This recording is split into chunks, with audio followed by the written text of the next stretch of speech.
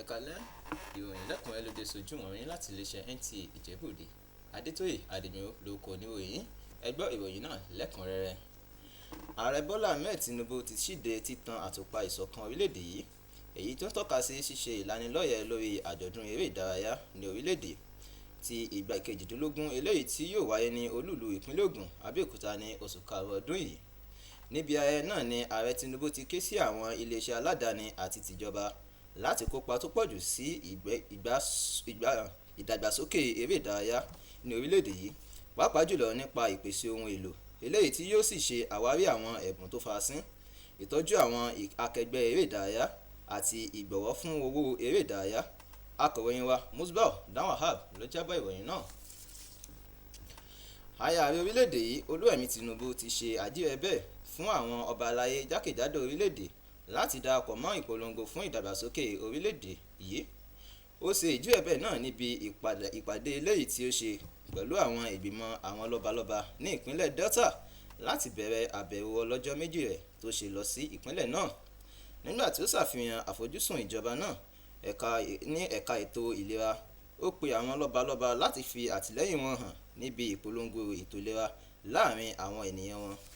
Lẹ́yìn náà, ààrẹ tún ṣe àfihàn ètò ààbò eléyìí tí ó tó bí ẹgbẹ̀rún mẹ́wàá fún àwọn agbẹ̀bí àti àwọn òṣìṣẹ́ elétò ìlera tí ó wà níwájú ní ẹkùn gúúsù orílẹ̀-èdè yìí, eléyìí tí ó sàmì ẹlẹ́ẹ̀kẹta nínú ètò ìràpadà ìsọdọ̀tun ní ẹ̀ka ètò ìlera.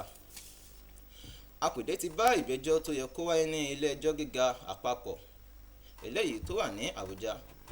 Sẹ́nitọ̀ Natasha Akpoti-Addo tí wọ́n ní kó lọ́wọ́ kúnlé, ó wá pe ìtakò ilé aṣòfin àgbà.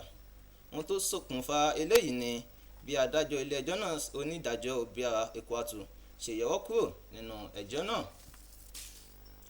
Gómìnà ìpínlẹ̀ Ọ̀ṣun Sẹ́nitọ̀ Adémọ́lá Adélékè ti pàṣẹ fún pínpín àwọn ìpèsè oúnjẹ pàjáwìrì àti ohun èlò ìdẹ̀ra fún àwọn tí ó kàn nípasẹ̀ ìjà ilẹ̀ eléyìí tí ó ṣẹ̀ṣẹ̀ ṣẹlẹ̀ ní díẹ̀ nínú àwọn apá kan ní ìpínlẹ̀ náà.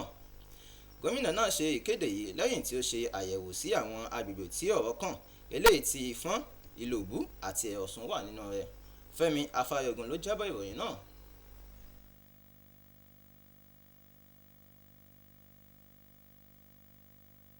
Lẹ́yìn rògbòdìyàn tó wáyé láàrin àwọn agbègbè tó wà nílùú Ìfọ̀n, Ìlòbú àti Ẹ̀rìn Ọ̀ṣun nípínlẹ̀ Ọ̀ṣun, níṣe ni agbègbè tó wà láwọn ìlú náà pa lọ́lọ́ tí àwọn èèyàn sì ń kẹ́dùn nípa àwọn tí wọ́n ti pàdánù.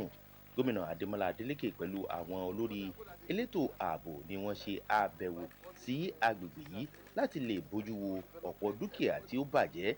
Níbẹ̀ ni ó ti ṣèlérí pé gbogbo àwọn tó lọ́wọ́ nínú iṣẹ́ burúkú yìí ni wọn yóò fi ọwọ́ òfin mú wọn. Tá bá ń pariwo pé afẹ́ kí ìlú máa lọ kí ìlú máa dàgbàsókè, nítorí máa fi jẹ́ kó dàgbàsókè ni pé kíjà máa wà. Mo mọ̀ wí kò lè ṣe tíjà bá dẹ̀ wà á jókòó á jọ sọ àparí ẹ̀, torí ọmọ ìyá ni wọ́n tiẹ̀ ti fẹ́ra wọn, ó ti wọnú ara wọn, kí là ń jà sí? Kò síjà, á jọ jókòó á dẹ̀ parí ẹ̀. Mo dẹ̀ ti bá àwọn agbófinró pé gbogbo àwọn tó bá ń dàjà lẹ̀ yìí, wẹ́dá wọ́n fẹ́ jẹ́ pé àwọn fẹ́ fi òṣèlú bọ́ ni o, àwọn kan tó yẹ pé wọ́n dá ọ̀làdá ní gbogbo ìlú yẹn, mo ti ní kó mú wọn kó dẹ̀ ṣe nǹkan tó yẹ kó ṣe sí wọn kó lè dáwọ́ gbogbo ìjà yẹn dúró. Bí ìṣèdè òní wákàtí mẹ́rìnlélógún ti ṣe fẹsẹ̀ múlẹ̀ báyìí, gómìnà ti wá pàṣẹ kí wọ́n bẹ̀rẹ̀ sí ní pín oúnjẹ àti àwọn nǹkan àlò mìíràn fáwọn tí wọ́n lùgbàdì ìjàmbá yìí. Ní báyìí náà, iléeṣẹ́ ọlọ́pàá ìpínlẹ̀ Ọ̀ṣun ti kéde pé ọwọ́ àwọn ti tẹ afurasí 3 ọ̀tọ̀ọ̀tọ̀ tó lọ́wọ́ nínú iṣẹ́ burúkú náà. Ìgbésẹ̀ ìjọba àpapọ̀ láti pèsè àǹfààní iṣẹ́ lọ́pọ̀ yanturu fún àwọn tí kò ní iṣẹ́ ọwọ́ kan pàtó ló ti rí ìtẹ́wọ́gbà pẹ̀lú ṣíṣètò iṣẹ́ lábẹ́ ìrètí ìsọdọ̀tun fún ẹgbẹgbẹ̀rún àwọn tí ó ń wá iṣẹ́ nípasẹ̀ ìpèsè owó yíyá láti bẹ̀rẹ̀ iṣẹ́ jákèjádò orílẹ̀-èdè yìí.